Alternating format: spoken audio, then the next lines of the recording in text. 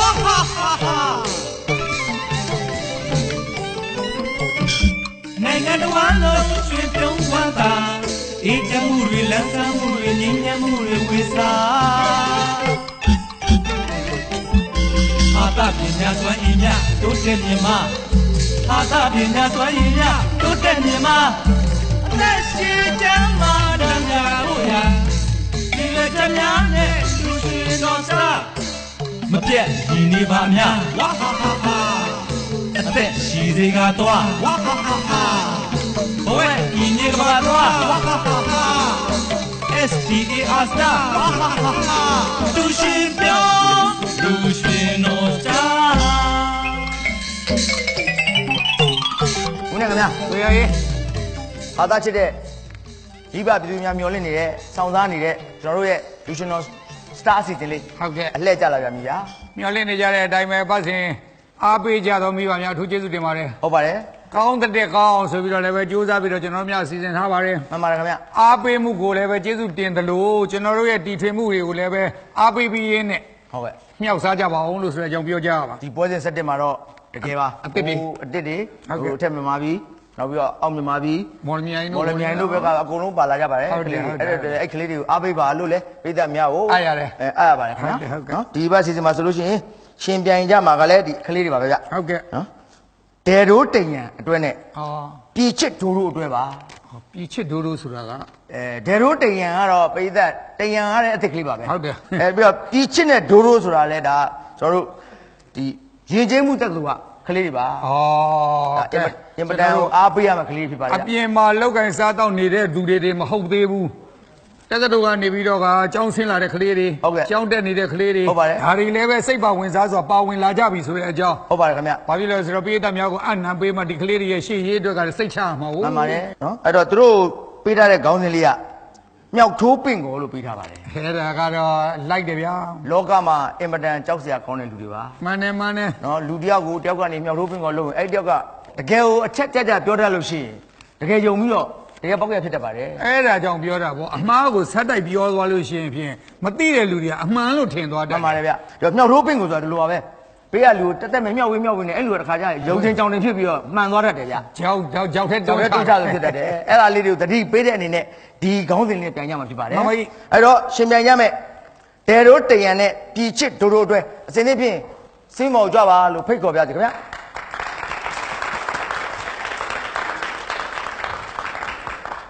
ဦးရခင်ဗျာတွေ့ရရေးဘက်ကတော့ဒါတရံနဲ့ဒေရိုးအတွက်ပါဟုတ်ကဲ့နော်တရံဒေရိုးဆိုတော့ကန်းတော့ညီပါတယ်စနေတော့စနေတွေပဲဒီဘက်က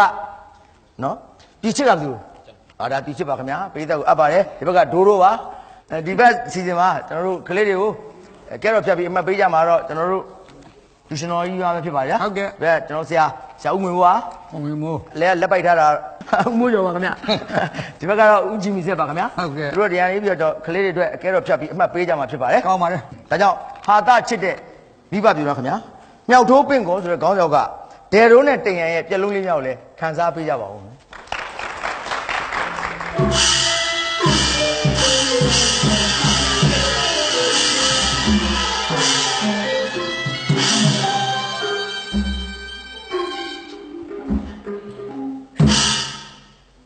ပြုံးနေရင်တတိထားအကျွေးယူတော့မည်တယောက်နဲ့တယောက်လေတဲ့နေရင်တော့တတိထားမြောက်ထိုးပင်ကိုလောက်တော့မည်စတားပြိုင်ပွဲကိုကျွန်တော်ရောက်လာမှအကုန်လုံးသိခဲ့ရပြန်သည်နေပါခဏလေးဟိုမင်းနာမည်ဘယ်သူတေးရန်လေပျော်ဝရလာတာတေးရန်မနေ့ကမှကားနဲ့လာတာရပြီမင်းကငါသကောင်စင်းကောက်ဖို့မေးတာမဟုတ်ဘူးနာမည်မေးတာဘူးမင်းကိုခေါ်တဲ့လူရှင်တော်စတားကိုဘယ်သူခေါ်တာလဲဟောရသူလည်းဖုံးဆက်ပြောခဲ့တော့တေးရန်ဟာဘယ်လိုမရှိတူပြောတိုက်ရိုက်ကူးလုံးနေတာမင်းဇွာမှာဖုံးပြန်ကနေတယ်ထင်းနေတယ်တူကမှအတန်ပန်းဆက်နေတယ်ကင်မရာလေးနဲ့အရင်ကောင်းတာတူပြောမင်းဒီကိုဘယ်ချိန်လောက်ရောက်လဲမနက်က6နာရီခွဲ9နာရီလောက်ရောက်တယ်မနက်က6နာရီခွဲဘာဘယ်ကောင်ငါ့ကိုရွက်နေတယ်လို့ပဲတူပြောစုတူပြောတာငါကြောက်တော့ပြောဦးလေမင်းကဘလို့လဲဟာဘယ်ချိန်ရောက်လဲမနက်က9နာရီတိုးလောက်ရောက်တယ်ဒ你看冇，没好啲看到没有不都ရေးပြီဘသူမှရေးမပေးပါဘူးဘသူမှရေးမပေးဘူးကျွန်တော်မနေ့ကမှကားနဲ့လာတာလေကွယ်ဟိုကားပေါ်မှာခေါင်းစဉ်နဲ့လိုက်အောင်ဆိုပြီးကျွန်တော်စဉ်းစားပြီးတော့ဒါလေးကြိုက်မယ်တင်လို့ကျွန်တော်ဆူလာဟုတ်ပြီရပါရေးမပေးမင်းဒီခုနောက်ကတရားရုပ်ကိုစောင်းဆိုတာမဟုတ်ပါဘူးမဟုတ်ဘူးဆိုဟုတ်ကဲ့နောက်မှရှင်းမယ်ဆိုငါဆိုငါတော့ပြောနေတာအချက်ကြီးတော့ဆိုတည်ရအခုကျွန်တော်ကြောက်မကြောက်နဲ့ဆိုဘုမျက်နှာရကြောက်စရာကြီးဖြစ်နေတာပြုံးနေရင်တတိထားအကျွေးယူတော့မြည်တဲ့နေရင်တော့တတိထားမြောက်ထိုးပင်ကိုလောက်တော့မြည်ဟာဒီစတားပြိုင်ပွဲကိုကျွန်တော်ရောက်လာမှအကုန်လုံးသိခဲ့ရရင်ဒီရခိစတားဘယင်လူရှင်တော်များကိုလားဦးညိုရိုးကြောခရလိုက်ပါသည်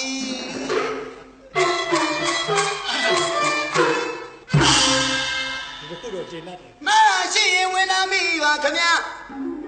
ကျွန်တော်တို့ပြန်ရမယ်ခေါင်းစဉ်ကမြောက်ထိုးပင်ကိုဆိုပါလားအဲ့ဒီလိုမြောက်ထိုးပင်ကိုလောက်တတ်တဲ့အထဲမှာကျွန်တော်တိမ်ရမပါပါခင်ဗျာကျွန်တော်ဘေးကလူကိုတော့တတိထားလ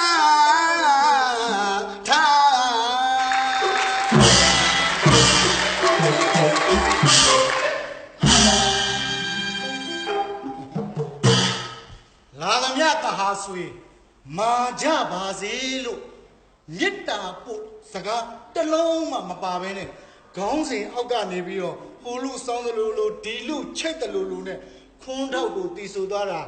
ဟောဒီဘက်ကတိမ်ရန်ကြီးလားကွာကိုကြီးတို့ကြီးမင်းရွက်ပြောနေတာဘလို့လဲခါမင်းမင်းလူရှင်တော်စတာတက်ပြန်ပြီဆိုတော့မင်းကိုငါခေါ်တာလေငါခေါ်တော့မင်းကဘာလဲခုနတော့ဗာမင်းကမြောက်ထိုးပင့်ကိုစကားလေးပါလို့ငါပီတိဖြစ်သွားတယ်ဘာရခင်စတာဘီလူရှင်တော်များကိုဥထိတ်ဥယုငါဥထိတ်ညိုညိုကြောလိုက်ပါပြီငါပီတိဖြစ်သွားတယ်ပြက်ဘက်ဘာဘေးနာလူကိုတော့တတိထားတယ်မင်းပါလေမင်းမြောက်လိုက်ချလိုက်တယ်ဘလို့သဘောလဲပြောပါဦးခင်ဗျာပါဟာမင်းခုနစာသားမှာပါတယ်လေဘာကိုရခင်စတာဘီလူရှင်တော်မစတာဘီလူရှင်တော်ဖြစ်တယ်တော့စတာဘီလူရှင်တော်တဲ့တခါမှလည်းတိလည်းမသိဘူးမြင်လည်းမမြင်ဘူးကြားလည်းမကြားဘူးစတာပြိုင်ခဲ့တယ်ရွှေသေးပဲသုံးစုရခဲ့တာရွှေသေးရလာတယ်ငိုသေးသေးအကျုံးမသိဘူးကျွန်တော်သိတာစတာဆိုလို့ရှိရင်ဗျာဟိုမိုးတိမ်ဝမ်းမအမလေးကဆိုလို့ရှိရင်ကျွန်တော်တို့တာလောင်ချူတူဒီကြတော့အခုတည်သွားတယ်ဘဲတော့ဟဲ့ကျွန်တော်ကိုရှယ်တည်တော့ကိုချောင်းကိုရှယ်တည်တာဘဲတော့ကိုရှယ်ဒီရတယ်ပဲတည်တာခင်ဗျာတဲ့တော့ကျုပ်တခါမှမကြားဘူးဟာဒီကောင်ဘယ်ရောက်သွားပါလဲဒီမမေကဘုသူတ္တပဲလေ့လာမလေ့လာတော့ဘုသူတ္တမရှိဘူးဒီမှာကျငါဆရာကိုမိုးတိမ်နဲ့တွဲပြီးသိတယ်ရှင်တော်စတာကို3ချိန်ပြန်ခဲ့တဲ့ဘာ3စုရခဲ့တဲ့ဒဲတို့ကိုမိုးတိမ်နဲ့ပြန်ခဲ့တဲ့ဒဲတို့ကိုမိုးတိမ်ကိုသိတယ်ခင်ဗျားကိုမသိဘူးနော်ကိုမိုးတိမ်ကိုသိတယ်ခင်ဗျားဘာမှန်းကိုကျုံမသိဘာမှမကြောက်လားမသိဘာမှမကြောက်ဘာမှမကြောက်ဒါနဲ့ကြားတာတခုလို့ရှိဘာလဲကြားတာတခုကဘာလဲဆိုတော့အရင်တော့ဟာတဲ့စတားအစင်မှာဆိုလို့ရှိရင်တဲ့မိုးတိမ်နဲ့ဝမ်းမနဲ့တားနာမကြည့်တာဟာတို့ကအတွဲလဲကြည့်တယ်လေအဲ့ဒီနောက်မှာလည်းဟိုဒဲတုံးဆိုတဲ့ကောင်ရောက်လာပြီးတော့ဟိုပြောဒီပြောနဲ့ဟိုမြောက်ပင်ပြောလိုက်တာသူတို့ကမျက်နှာချင်းမခံရင်တော့စကားများသွားတယ်ဒါတော့ကြားတယ်ဟုတ်မြောက်ထိုးပင်ကသူများချောင်းဝင်ပါတဲ့ကောင်မှတ်ဘယ်တော့မှမပါဘူးမြောက်ထိုးပင်ကိုဒဲတို့တော့မှမလုပ်ဘူးဒဲတို့ကမဖြစ်တင်တာမဖြစ်အောင်တားတာပဲရှိတယ်ဘယ်တော့မှမြောက်ထိုးပင်ကိုမလုပ်ဘူးခင်ဗျာဟုတ်လားလို့မြောက်ထိုးပင်ကိုအစေကကြံတဲ့လူမဟုတ်ဘူးသူတို့ခင်ဗျာကျုပ်မင်းလားရောင်းမဆိုကျွန်တော်နာမည်ကြီးမြောက်ထိုးပင်ကိုလုပ်တဲ့နာမည်ကျွန်တော်နာမည်ကြီးဟုတ်ဗျာတကယ်ချင်းတယောက်က तू ကမိမရတာမကြသေးဘူးကျွန်တော်စီရောက်လာတယ်တင်ရန်ရဲတဲ့ဟာတော့လို့မိမနိုင်တဲ့နီးလေးများမရှိဘူးလားတဲ့ကျွန်တော်မြောက်ထိုးပင်ကိုလုပ်တယ်ဘာမှလုပ်စရာမလိုဘူးမိမနိုင်တဲ့နီးလိုချင်လို့ရှိရင်မိမတယောက်ရဲ့ရှေ့မှာကြောင်တကောင်တိုင်းလို့ရိုက်တတ်ကြတယ်မယားနေစားကြောင်သိမှာအဲ့လိုရိုက်တတ်ကြတာအဲ့မှာမိမကြောက်လာလိမ့်မယ်ကျွန်တော်ပြောတော့အဲ့နီးကိုမှတ်ပြီးပြန်လာပြောက်ပေးလိုက်တာ9ရက်လောက်နေတော့ကျွန်တော်စီပြန်လာတာဘယ်နဲ့တော့လို့အခြေအနေဆိုစင်မပြေဘူးဗျာကြောင်တာ3កောင်ကုန်သွားတယ်ခုချိန်ဒီမိမဒီတိုင်းနေနိုင်ရဲနိုင်သေးတယ်အဲ့ဒါလေကျွန်တော်နောက်တနည်းထပ်ပြီးမြောက်ပေးလိုက်ဘလို့လဲဘာမှမပူနဲ့လို့မိမစကားများလာနဲ့ထုံးလို့သပွဲကိုလက်နဲ့ပုတ်သပွဲကိုလက်နဲ့ရအပေါ်တက်လာတဲ့ပန်းကိုဖမ်းမိမကိုတက်တဲ့ချိန်ပြီးတော့ချော်ပြေးလိုက်တဲ့ပြေးနာမှာမပေါ့ဩချော်ပြီး6လိုက်တာလန့်ခိုင်းလိုက်ချော်ပြေးလိုက်အဲ့တော့မိမကြောက်သွားလိမ့်မယ်โอเคတဲ့လုံးမယ်ဆိုပြန်သွားတယ်မြောက်ပေးလိုက်ပြန်မြောက်ပေးလိုက်ပြန်တော့ကျွန်တော်တော့ကနေဒါလေးလိုက်ချောင်းစီကျွန်တော်လုံးမလို့အေးလေးရောက်သူမိမစကားများဟေးဘယ်ကထွေးခုပြီလားဟဲ့ချောက်လေးလိုက်ရမှမသိပဲဘုံဆိုတပွဲကိုလည်းနဲ့ဖို့ကျွန်တော်ပြောတဲ့အတိုင်းလို့ပန်းကိုလည်းနဲ့ဖမ်းတဲ့ချုံကြီးကိုပြစ်လိုက်တိုင်း အဲ့မှာကျွန်တော်အချင်းနေကောင်းလို့ဆိုအပေါ်တက်ကြည့်အမတော်ရလားကြောက်ပြတာဟိုမိန်းမမယုံချပွေးနဲ့လှမ်းပြီးပြတာဂိုင်းလို့ဒီတော့တေဦးမှာခါတဲ့အဲ့မှာအသက်ထွက်သွားအောင်မြောက်ပြတာမကောင်းဘူးပန်းလေးတွေရှောက်ပြောဟမ်မြောက်ထိုးပင့်ကောဆိုဒီလိုစကားတွေရှောက်ပြောမကောင်းဘူးအဲ့တော့မြောက်ထိုးပင့်ကောနဲ့ပတ်သက်အောင်ပြိဿဒီမြောက်တွေရုပ်တံမှာကြည့်နေပြိဿနားတဲ့ကိုရောက်သွားအောင်ဟစ်ဟော့ဆန်ဆန်လေးတွေrapper ဆန်ဆန်ကျွန်တော်အဲ့လိုနည်းနည်းလေးပြောရအောင်နော်အဲ့တော့မင်းငါရှေ့ကနေ hot style လေးနဲ့အပြုသဘောလေးပြောမယ်မင်းနောက်ကနေငါနောက်ကနေဟို harmony လားဟို B လေးနဲ့ပဲ ready 1 2 3 4နောက်တော့ပင်ကိုပြောနေကြတယ်ဆိုအလိုပြပြောမယ်လေ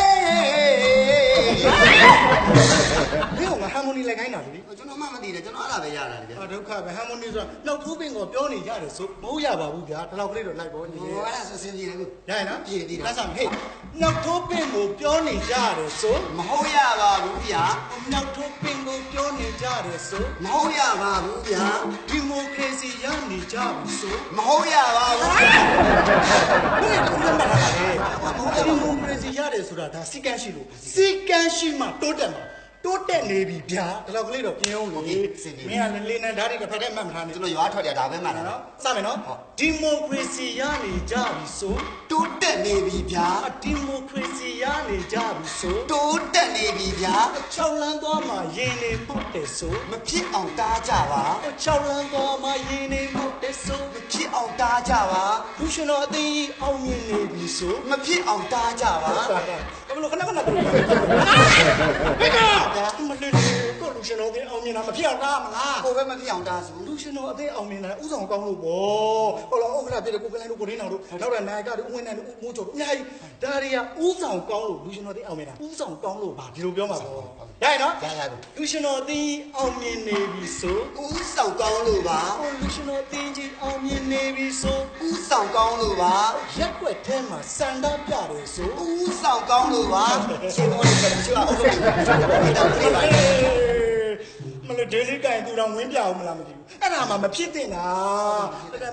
ပြည်သူတွေကကြီးလန့်တာစားလို့ဖြစ်သွားမယ်အဲ့တော့မဖြစ်သင့်ပါဘူးဗျဘောက်တားစီရမယ်လေဖြစ်သင့်ပါဘူးမှန်တော့ရက်ွက်ထဲမှာစန္ဒပြတယ်ဆိုမဖြစ်သင့်ပါဘူးဗျာဟိုရက်ွက်ထဲမှာစန္ဒပြတယ်ဆိုမဖြစ်သင့်ပါဘူးဗျာလူရှင်တော်စကားမှာစုငွေတိုးတယ်ဆိုမဖြစ်သင့်ပါဘူးဗျာစုငွေတိုးတော့ဗျာတယောက်နဲ့တယောက်လူရင်းမျိုးကတော့မင်းကဘယ်လောက်ရငါဘယ်လောက်ဒါတွေစုငွေတိုးတော့မဖြစ်ဘူးဆိုတော့အမှလည်းစားမယ်တခါတည်းကိုက9693နဲ့ရွာကပြန်တော့ဒီစပါကအားကားလေးတော်မင်းနဲ့ငါနဲ့တော်မဟုတ်တာပေါ့နော်ငါလည်းတစ်လုံးညာစီမနေဘူးတော့ခုမှနေရတော့ပြောရတယ်တမျိုးဖြစ်ပြောပြမယ်ပြောတာသိကြတယ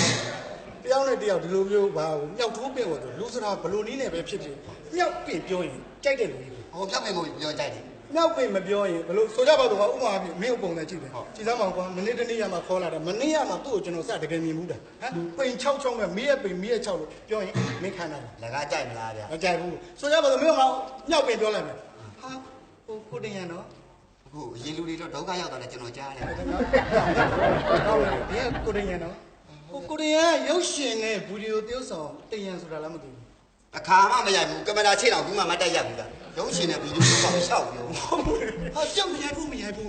ဟုတ်ပါတယ်ခင်ဗျာဒီလိုလေးရိုးသေးသေးပြန်ပြောတယ်ကိုမြောက်ပေးပြီဆိုတော့မင်းမကြိုက်ဘူးလားမင်းကအဲ့ဆိုပိန်ပိန်6လို့ပြောရမှာမအဲ့တော့ကိုကကျွန်တော်ပြောလိုက်တယ်ဗျာဟုတ်ပါတယ်ခင်ဗျာဒီလိုလားပေါ့ဒီကရုပ်ရှင်နဲ့ဗီဒီယိုသရုပ်ဆောင်ကိုတင်ရလားခင်ဗျာဟုတ်ပါတယ်ခင်ဗျာဟိုကိုတင်ရအဖေနာမည်ဘယ်လိုများခေါ်ပါလဲကျွန်တော်ဖေနာမည်ဦးရဲဝင်းလို့ခေါ်ပါတယ်ဟုတ်လားဘာလို့ကင်စားလဲဟိုသူကလည်းလူရှင်တော်ကြီးပါပဲခင်ဗျာလူရှင်တော်မျိုးရိုးရှိတာပဲကောင်းတယ်ဗျာဒါလည်းအမေရောအမေကရွှေသိန်းကြီးပါတော့ဘာလို့အငိမ့်မင်းသမီးပါခင်ဗျာဒါမျိုးရိုးရှိတာပဲကောင်းနေတာဗျာဒါနဲ့ကိုတရံအခုလက်ရှိကျောင်းတက်နေသေးလားခင်ဗျာကျွန်တော်ကျောင်းပြီးသွားပါပြီကျောင်းပြီးဘွဲရပြီလားဘွဲရပြီပါပြီဘာဘာသာနဲ့ယူလိုက်တာလဲစီပွားရေး economic boss eco စီပွားရေးသမားပဲကောင်းလိုက်တာဗျာကဲအဲ့လိုမြောက်ပြီးတော့မင်းမကြိုက်ဘူးလားဟုတ်တယ်ကြိုက်ဘူးလားကြိုက်တယ်ကြိုက်မင်းလည်းငါ့လိုပြန်မြောက်ပေးလို့မင်းတော်တော်စောင်းပါနေရငါ့ကိုမြောက်ပေးတယ်မင်းကငါမြောက်ပေးတယ်လို့ငါ့ကိုပြန်မြောက်ပေးတယ်ဒီမြက်ကွက်ကမြောက်ခိုင်းနေတယ်ဒုက္ခပဲမြောက်ပေးပါမယ်ဒီဟာကိုလေတို့ဆိုတာဒီကနေရထားစေးပြက်ပြီးရန်ကုန်ရောက်လာတဲ့လူလားမင်းကြည့်မရဘူးအဲ့ဒါမမြောက်ပေးတာမဟုတ်ဘူးလေမင်းငါ့ကိုတွန်းချတာမြောက်ပေးရမှာလေမြောက်ပြောမှငါပီတိဖြစ်မှာပေါ့လာမယ်မြောက်ပေးလေကိုလေတို့ ဖေးရင်းနာမည်လေးပြောပြပါအဖေရင်းနာမည်ပြောပြပါဆိုတော့ငါပထွေးနိုင်နေလို့လားငါအမေကလင်းများနေလို့လားဟမ်ဖေးနာမည်လေးပြောပြပါဖေးနာမည်ပြပြောကိုတို့ဖေးနာမည်လေးပြောပြပါကျွန်တော်အဖေနာမည်ကဦးမောင်ကျန်ပါခင်ဗျာအော်သိတယ်ကျွန်တော်ဂျာနယ်ထဲမှာတွေ့လိုက်တယ်ဟုတ်ကဲ့ဖောက်တွင်းမှုနဲ့ဟုတ်တယ်ဖောက်တာမှာပိုးစိုးပတ်စံငါဖေးကဖောက်တာမင်းတို့လားဖောက်ကောင်းကျော်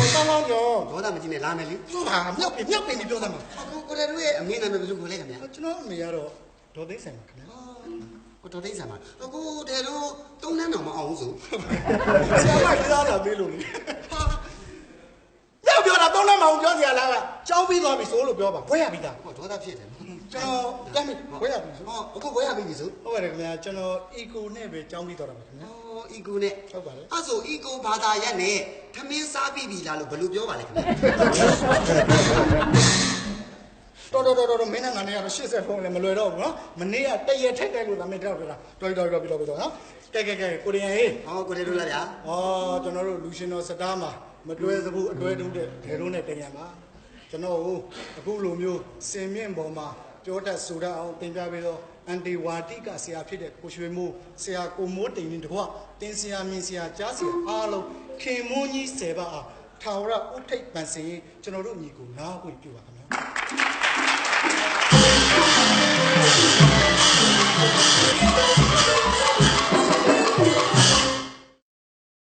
ဦးနဲ့ခင်ဗျာကိုရရဲ့ရှင်ပြိုင်သွားတာကတော့ဒယ်ရိုးနဲ့တရန်တော့ဖြစ်ပါတယ်ဟုတ်ကဲ့ဒယ်ရိုးကဒီနေရာမှာတွေ့ရတာသူထူးခြားကြိုးစားလာတာကိုတွေ့ရပါဗျမှန်ပါတယ်နော်အရင်လိုရေးသားမခုတော့ဘဲနဲ့တေချာလေးကလေးကိုလည်းမောင်းပေးပြီးတော့သူတို့ရှင်ပြိုင်သွားတာကိုမြင်ရပါတယ်ဟုတ်ကဲ့ဒါလေးကဘာပြောအတက်ချပါခင်ဗျာဒါတော့လမ်းတစ်ခုဖောက်တယ်ဆိုတဲ့ဥစ္စာတော့နည်းနည်းတော့အားဆိုင်ရတာပေါ့မှန်ပါတယ်ဒီစီစဉ်လေးကိုကျွန်တော်တို့ကူညီပံ့ပိုးပေးတာတော့ဖြင့် Oramin Sia ပဲဖြစ်ပါတယ်ခင်ဗျာဟုတ်ပါတယ်ယနေ့မျက်မှောက်ခေတ်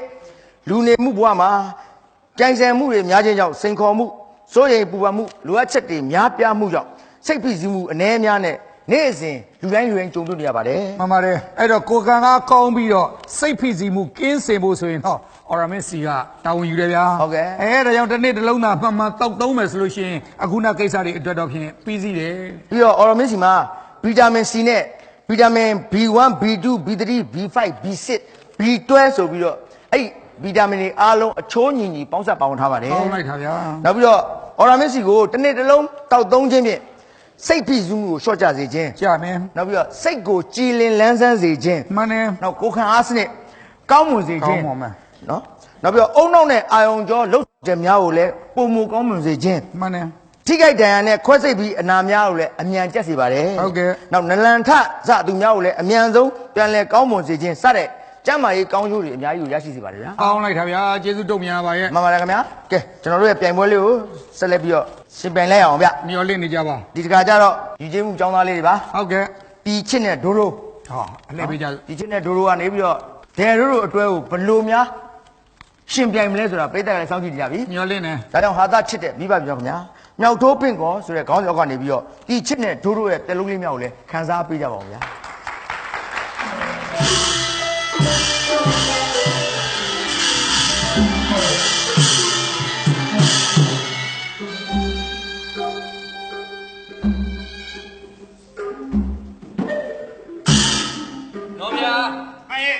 ကျွန်တော်စောစောပြောသားသလိုပါပဲဘာပြောရလဲ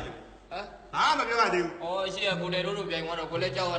လန့်နဲ့ဘာပြောမှမသိဖြစ်ဘာမပြောသေးခွန်းတော့ဆိုအဲ့တော့ခွန်းတော့လေးဆိုလဲခွန်းတော့ဆိုဗျာစင်နွယ်ပါလို့ရွှင်ပြောပြောစင်နွယ်ပါလို့ရွှင်ပြောပြောပြောရှင်ရကောင်းတယ်ဗျာဟုတ်တယ်တိုင်းပြည်လုံးကချစ်ကြတယ်ကိုပြည်ချစ်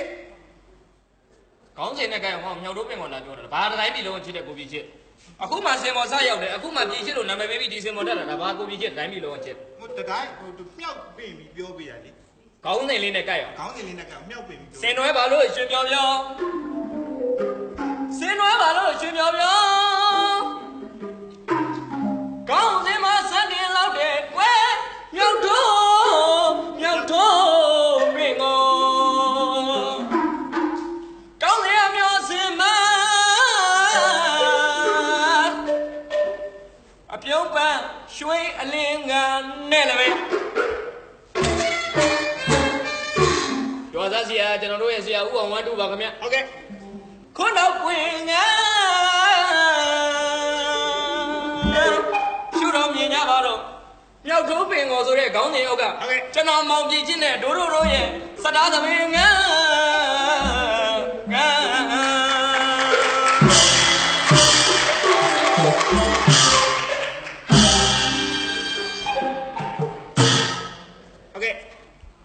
မင်္ဂလာအဖျားပြန်နဲ့ပြည့်စုံတဲ့အချိန်ကတည်းကမင်္ဂလာအချိန်ကကြာရောက်လာပါပြီခင်ဗျဟုတ်ကဲ့ကြောက်ရလာကြတဲ့ every day တီဗီဖန်သားမြန်ကြည့်ရှုနေတဲ့ပရိသတ်တော်အပေါင်းကိုဟာရရရှင်စေးတိုက်ကြည့်ရမှာခင်ဗျားတို့ကြိုးတို့ရဲ့တောင်းဝန်ဗျာလူရှင်တော်တွေရဲ့တောင်းဝန်ဗျာဟုတ်ကဲ့ဒါကြောင့်ရှင်းရှင်းခါတော့ပေါ်ပေါက်လို့တော်ကောင်ချင်းခံခဲ့ရတဲ့ဟာတဖခင်အငိမ့်ပိကိကြီးများရဲ့အမွေကိုဆက်ခံလို့ခင်ဗျားတို့ကျွန်တော်တို့တွေကရိုင်းနာတွေကိုပယ်လိုက်ပါရှင်တန့်ခန့်နဲ့မြောက်ထိုးပင့်ငေါဆိုတဲ့ခေါင်းကြောက်ကပြလုံးလေးနဲ့ပြက်ကြိုင်မှာရှင်တန့်ခန့်တာလေးနဲ့သွားကြရင်မကောင်းဘူးလားဗျာဟုတ်ကဲ့ကျွန်တော်တို့ဆရာပေးထားတဲ့ခေါင်းစဉ်ကမြောက်ထိုးပင့်ငေါအပြောင်းနဲ့မပြီးပါဘူးအလုပ်လေးတွေနဲ့တက်တည်ပြကြဆိုရဲ့တက်တည်ပြကြပါမြောက်ထိုးပင့်ငေါမြောက်ထိုးပင့်ငေါဆိုလို့မြောက်ထိုးပင့်ငေါတချင်းတွေထဲမှာမြောက်ထိုးပင့်ငေါတွေရှိတယ်မဲတချင်းလေဟိုတို့မြန်မာအဆိုတော်တွေကနေပြီးတော့နိုင်ငံခြားဘောလုံးသမားတွေကိုသူကမြောက်ထိုးပင့်ငေါလုပ်ပြီးတော့ဆိုထားတယ်ဘောလုံးသမားတွေမြောက်ထိုးပင့်ငေါလုပ်ထားတယ်ကိုကိုကသွင်းနဲ့ကိချက်ကလည်းနဲ့ပြုံးမေတော့ကြိုက်နေပြီ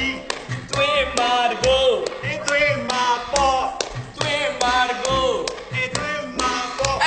ာကိုသွင်းမာပေါ့သွင်းမာကိုသွင်းမာပေါ့နဲ့နိုင်ငံခြားအသင်းတွေကကိုရီးယားသွင်းချတာ9 9 8ကိုအဲ့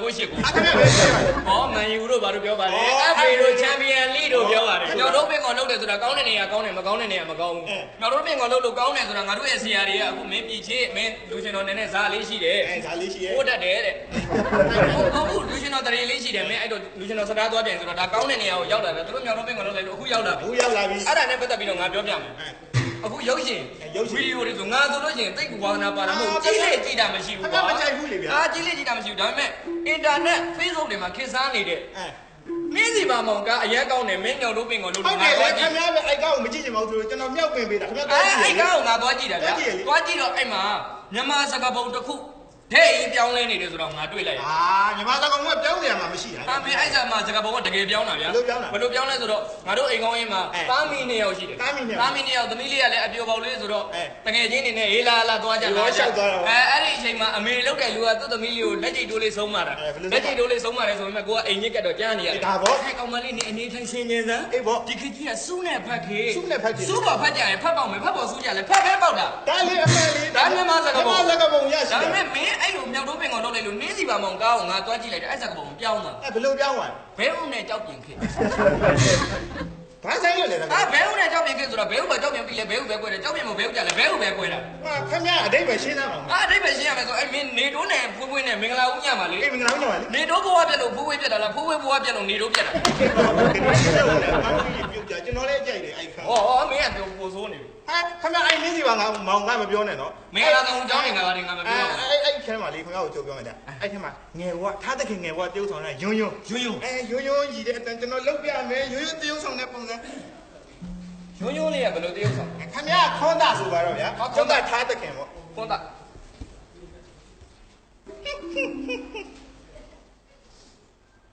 ာဒီမှာခွေးတာခွန်တာ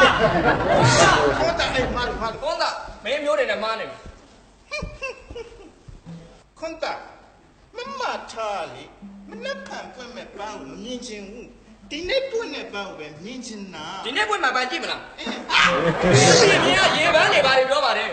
အဲ့လိုလားခေါ်ထားတကယ်အဲ့လိုကြီးထားတကယ်အဲ့လိုကြီးတာခင်ဗျားနော်ခင်ဗျားမင်္ဂလာเจ้าနေရှောက်ပြောနေခင်ဗျားမင်္ဂလာဆောင်ကြခင်ဗျားချမ်းချမ်းနဲ့တညာအိပ်ဘူးပါခ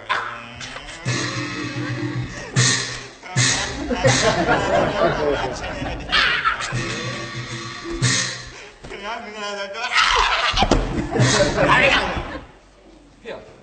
ချမ်းချမ်းအကြောင်းမပြောနဲ့ချမ်းချမ်းအကြောင်းတော့မပြောနဲ့ तू ကလည်း तू ပေါ်ပေါက်နေတဲ့အဆိုးတော့ငါဒီအဆိုးတော့ဘာပြောနေချမ်းချမ်းဘာချမ်းချမ်းဘာအဆိုးတော့ချမ်းချမ်းဘာဆိုခင်ဗျားလေပြူးနေမှာပွဲသားကတော့လေငါမီးဘူတာရုံမှာလေမီးရထားဆောင်နေခင်ဗျားချမ်းချမ်းနဲ့ပစိုးလေးခြုံပြီးပွဲအိမ်နေငါ့ကိုကြောက်တော့ပင်ကိုလုံးတူလို့ဘာလို့လဲအကောင်းပြောတယ်မလို့ငါတော့ပြေမဲခင်ဗျာအဲ့လိုပြောနေနော်ခင်ဗျာမင်းသမီးကြောင့်ခင်ဗျာမင်းသမီးနဲ့ခင်ဗျာအိမ်ချင်းကြမလားကျတို့မင်းသမီးနဲ့ဟုတ်တယ်လေခင်ဗျာအိမ်ချင်းကအဲ့မင်းသမီးပြောပြနော်ခင်ဗျာတို့အမျိုးတွေကမင်းမျိုးမင်းနွယ်တွေဆိုငါတော့မသိပါခင်ဗျာမျိုးတွေမင်းမျိုးမင်းနွယ်တွေဟုတ်ရလားကွာဟုတ်ပါတယ်ကွာမင်းမျိုးမင်းနွယ်မင်းမျိုးမင်းနွယ်ဟုတ်တယ်ခင်ဗျာတို့မင်းမျိုးမင်းနွယ်လေခင်ဗျာနေတာတော့မှလေ妈把的牛嘛你呀哩？没牛没那，马牛马那，除了马把的那嘛俺你的，哎哩，没哪把的俺你的。乌龟嘛你呀哩？我们乌龟嘛马把路你的，你的好的，好的。他没啥没说呢，他没啥没路没标乌。不路标了。他们家说到位没有说，慢慢啥没标了。慢慢马那老些嘛俺都要啥的。西的家长哩，他们马把的家为西呀。俺平西的，马把哩。马西的哩。哦，马西的这个家宝那个。对对，那我明个拉上都没么啦。啊，明个拉上都嘛哩。哎，搞嘛哩那没哩，马把的哩。马把的那边的俺也背着了，不对喽。大马哩。哎不。没搞苗都没搞，老子都包呢。没有俺这个表面嘛。没弄牛油的呀，我所以是牛仔没把一来台的呀，你们到底别的呀，那别种的牛油的的。啊，咁样的吧，对不了我呢。好了。啊，我俺就对个要写我个。没代表我们弄的，没把一，没把一叫没么地别么俺地的，没把一叫没么地别么俺地的喏。哎，没呢，如果表表的，没把一样得地是的，得地一样是路不路撇来走了，日本去个，专年当中可能连夜哦，那包那种接下来也行嘛。大伯，归名一点嘛，好个嘛，第二天讲个的，没没把一，这个第二天别里头多给了。啊，大伯，我不多给。没那么地，没把一那么地，挨讲的没么地吧，我讲，咱们阿公没把一对比。啊，叫不地了。没问题了，没把一对比。啊，不是这个地方。没跟他说嘛，不是把包带上交一个。他们就把一个表呢嘛，他们把一来嘛，大家地对吧？他们的。他们家不搞瓜，他把一东西。啊，他们把一个地不老起来这里。啊，阿里嘞，演戏嘞，戏只有当毛嘞，在黑雷龙里面靠到嗰边先哪里？啊，这里了，靠地啊。啊，他们把一对歪嘞。我都比地了嘞。你个那个光了，不是光比对啊。没我光标的时候呢，秒变标比他们一下呢，陆续那工人都没搞那么久。啊，他们秒变标比的。没搞有那么久。他们阿公嘛变哪里边？阿没有那个。ကဲအဲ့ဒါပဲကြည့်တော့အခုမှစပြိုင်နေပွဲဥစွာကဲအဲ့လိုဖြစ်ပြီကဲနှောက်ထိုးပင်ကလုပ်တယ်ဆိုမကောင်းဘူးဗျာပြောမလားပြောရတာကိုညီကို2ယောက်ရှိရဒါလေးသူစိတ်ဆိုးသွားတယ်ပြန်ချော့ရမှာပေါ့ဗျာသူနည်းနည်းမြောက်ပင်ပြောလိုက်မသိရမလားအဲ့ဒါရအောင်ကိုပြချစ်ကျွန်တော်ပြောမှာကိုပြချစ်လေဟိုဒါအတီးတယ်မဟုတ်အဆိုတွေလည်းရတယ်ဆိုအဆိုတွေလည်းရတယ်အတီးတွေမဟုတ်အဆိုလည်းမရရတယ်အဆိုလည်းရတယ်အဆိုသိရတာဟာအဲ့ဆိုခင်ဗျားဗျာကျွန်တော်ဟိုတွန်တေးသိမ့်နဲ့အတန်လေးရောရတယ်တွန်တေးသိမ့်နဲ့အတန်ရင်လုပ်ပြတွန်တေးသိမ့်နဲ့တွန်တေးသိမ့်နဲ့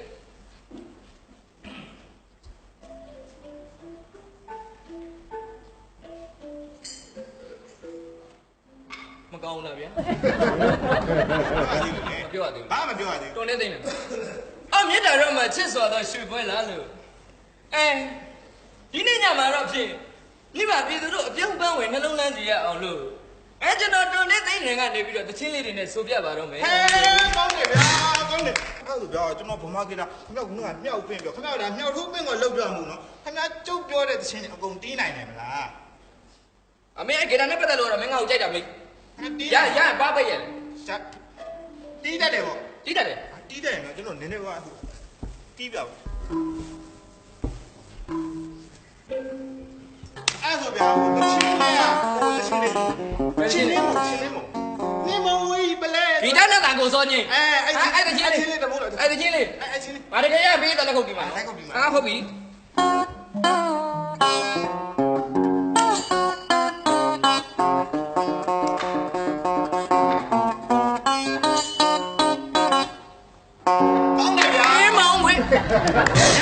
မိတ်တရားလက်ကနေ intro ပဲရှိတယ် intro နဲ့ကိုကောင်းနေပြီဟိုကျွန်တော်နောက်တစ်ပုတ်လေးတီးပြတယ်နောက်တစ်ပုတ်တချင်းနာမည်ကြုတ်သိပါတယ်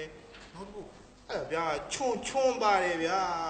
အဆိုတော့အီးချွန်ရဲ့လဲရင်တော့အခွေတဲ့ချွန်းပါတယ်သိပြီစိတ်ရနေမယ်လေလို့ချွန်ပါချွန်းပါဦးလားဘာဖြစ်လို့စိတ်ရချွန်ပါမှာမဟုတ်သူ့ယောက်ျားချွန်းပါတယ်သူ့ယောက်ျားနာမည်ကိုချွန်လို့ပါလို့လားဟုတ်ဘူးဘန်ဒူလာဦးအောင်စိတ်ဘန်ဒူလာအောင်စိတ်ကဘာမှချွန်ပါလို့လေသူ့ထိတ်မှလေးအချွန်လေးပါတယ်ဘာစီရချွန်လို့ပဲ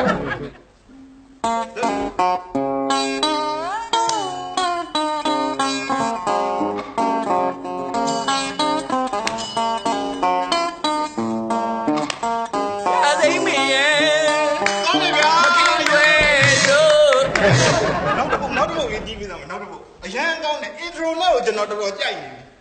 နောက်တစ်ပုတ်ဗျာဟိုမိုးတချင်းလေးကိုမြာကြီးရမိုးကိုမြာကြီးရဲ့မိုးတချင်းလေး မိုးသချင်းကိုဆရာကြီး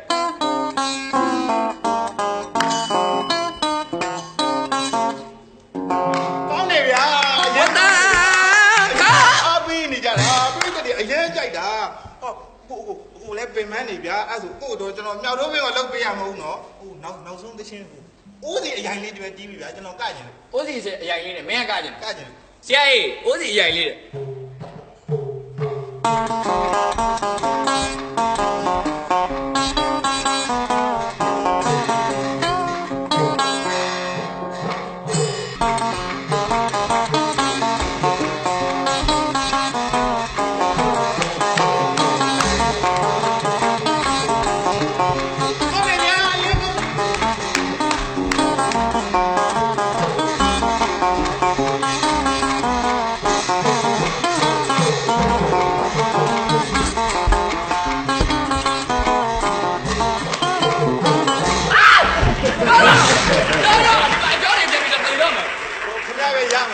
မြောက်တော့ပင်က အလကားလာပြီးတော့ငါမြောက်တို့ပင်ကောင်လုပ်တယ်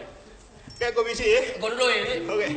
နေ့မှာတော့ကျွန်တော်တို့ရဲ့ဖြောပြမှုအခန်းကဏ္ဍလေးပြီးဆုံးပါပြီ ဟုတ်ကဲ့ဗျာ ကျွန်တော်တို့ကျောင်းရဲ့ဆောင်မုံလေးအတိုင်းပဲပေါ့ဗျာ ဟုတ်ကဲ့ စိတ်ဓာတ်နဲ့ဒုက္ခဝဟန်ရင်ကြီးအောင်ဆုံးမထားတဲ့စိတ်ဟာချမ်းသာခြင်းကိုဆောင်ကြီးဆိုတဲ့ဆောင်မုံလေးနဲ့အညီ ဟုတ်ကဲ့ ကျွန်တော်တို့မြောက်တို့ပင်ကောင်ဆိုတဲ့ခေါင်းစဉ်အောက်ကနေပြီးတော့ရိုင်းတာတွေကိုပဲရင်တန့်ခန့်တာလေးတွေနဲ့ကျွန်တော်တို့တက်လုံးလေးတွေဖြောပြတင်ဆက်လို့ပြီးပြီဖြစ်တဲ့အတွက်အောင်စီရွန်းလို့ဆိုင်းတာပါတို့ဗျာ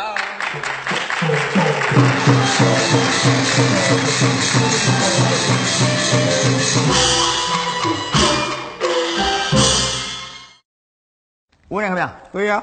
ရှင်ပြိုင်သွားတာကတော့တီချစ်နဲ့တို့အတွက် ဟုတ်ကဲ့ နော်နေရာစိမ့်ပေမဲ့ကွင်းစိမ့်ပေမဲ့သူတို့ရဲ့ပြလုံးလေးတွေမစိမ့်ပါဘူး ဩကွင်းစိတ်နေမယ်လို့မနိုင်တော့လဲပဲအပြိုင်နှွှဲနိုင်တဲ့ဆင့်တော့ရှိတယ် ဟုတ်ပါခင်ဗျာ မှန်တယ် သူတို့လည်းသူအားတက်တော့နဲ့ဝင်ရောက်ရှင်ပြိုင်ပြီးတော့အတွက်အထူးပဲကျေးဇူး ကျေး တင် ဇူး ပါတ တင် ယ် တယ်ဒီစီစဉ်လေးကိုကျွန်တော်တို့ကူညီပံ့ပိုးပေးတာတော့ဖြင့် Oramin Sia ပဲဖြစ်ပါတယ်ခင်ဗျာ ဟုတ်ပါတယ် ကိုကန်ကကောင်းပြီးတော့စိတ်ဖိစီးမှုကင်းစင်ဖို့ဆိုရင်တော့ Oramin Sia တာဝန်ယူတယ်ဗျာ ဟုတ်ကဲ့အဲ့တော့သူ့ရဲ့ဆောင်မှုလေးကနေ့ရက်တိုင်းအောင်မြင်တက်ကြွစေမည် Oramin C အာမခံချက်လေးပေးတာပါဗျာ Oramin C ကိုကိုရီးယားနိုင်ငံထုတ်လုပ်ပြီးတော့ A Medical Product Limited ကနေပြီးတော့တင်သွင်းဖြန့်ချီတာဖြစ်ပါတယ် Oramin Sia ကိုမှာယူလို့တယ်ဆိုလို့ရှိရင်တော့ A Medical Product Limited အမှတ်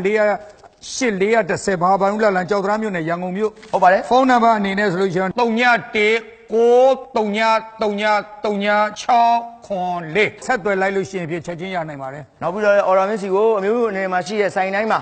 မေးဝယ်လို့ရနေပါပြီဆိုတဲ့အကြောင်းကြေညာမောင်းခန့်လိုက်ပါတယ်ဗျာ ကောင်းလိုက်တာဗျာကျေးဇူးတုံများပါရဲ့ မှန်ပါတယ်ခင်ဗျာဟောရမှတ်လေးရောက်လာပါပြီ အမေရှိပါ ကျောင်းစီရောက်တော့ဒဲဒိုးနဲ့တရံအတွဲရမှတ်108မှတ်ဖြစ်ပါတယ်ခင်ဗျာ အမိလိုက်ပါတယ် ဟုတ်ကဲ့ ဤချင်းနဲ့ဒိုးတို့ကလည်းပဲအားကြမခံနည်းနည်းလေးတရားအတိပါခင်ဗျာ ကောင်းပါလေဗျာ တန်းဝင်နဲ့ခေါ်ရမှာပဲ ပါတယ်ဗျာ